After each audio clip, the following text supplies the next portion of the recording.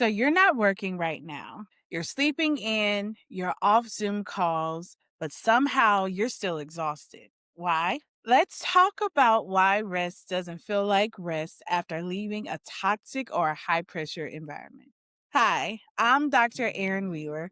I'm a leadership coach and a cognitive psychology expert with a biology background. I was that high achiever who did all the right things until burnout caught up with me. I was excelling on paper, but emotionally and physically, I was done. What helped me recover? A mixture of self awareness, science, and sisterhood. And if you're new here, welcome. This space is where science meets real life, where we talk about well being, energy, identity, and impact without the fluff.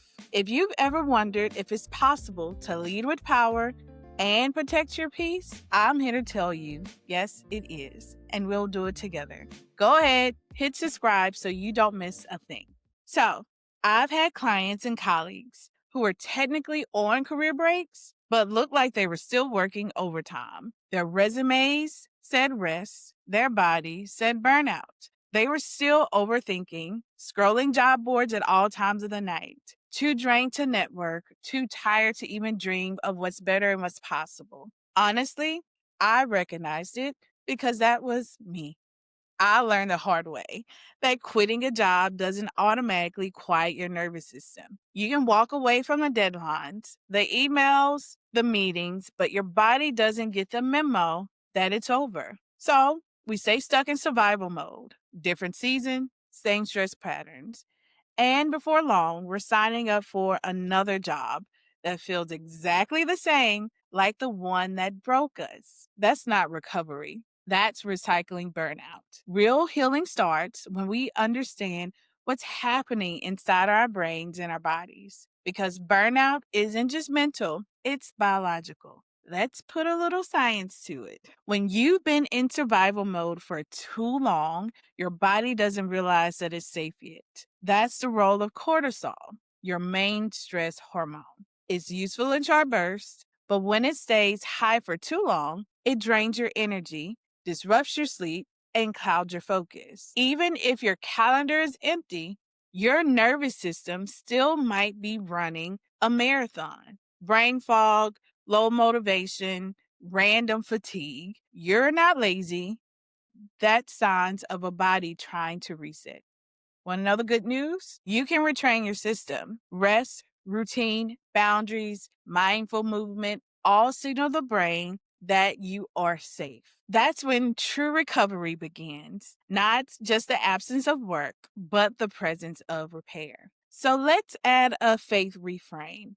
For my believers, this is something I had to learn at a spiritual level because honestly, my soul was tired. We quote this all the time, but rarely do we live it out. Matthew 11 and 28 says, "Come to me, all who are weary and burdened, and I will give you rest." Rest isn't weakness, it's worship. It's how we show God that we trust his timing more than our hustle. For me, that meant learning to trust God more so I wouldn't take matters into my own hands out of fear, because fear will have you running right back into something that looks familiar but isn't for you. There were moments when I almost accepted situations that God never chose for me, simply because I was tired of waiting.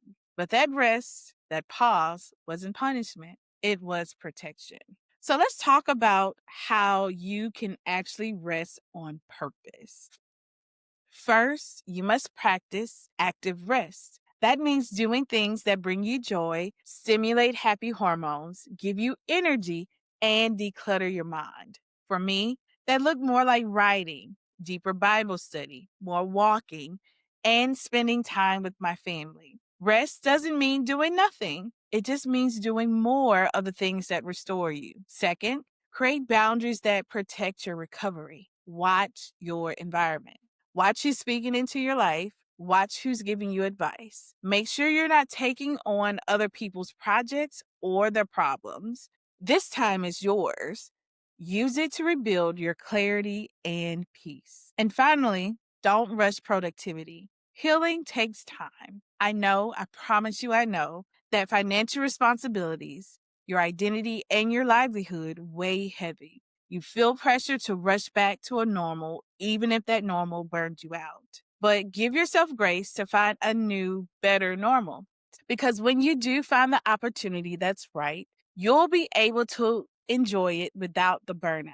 I thought I'll be back to work in 6 months. I wasn't even close. But the time I took for myself was productive in a different way. It prepared me for the next role, and that role was everything I needed. So, a reminder, you're not lazy, you're healing. If you want tools to rebuild your energy and identity after burnout or career change, check out my Thriving in Transition experience. It's a 10-episode private podcast with real stories and coaching insights, plus a digital reflection journal and a virtual gathering to help you rest, realign, and rebuild through change. You can join now at gracefullyproductive.com or check the description for the link. And don't forget to subscribe here for more videos that blend leadership success, faith, psychology, and practical wisdom. Because your rest is not the end, it's the beginning of becoming whole again. See you next time.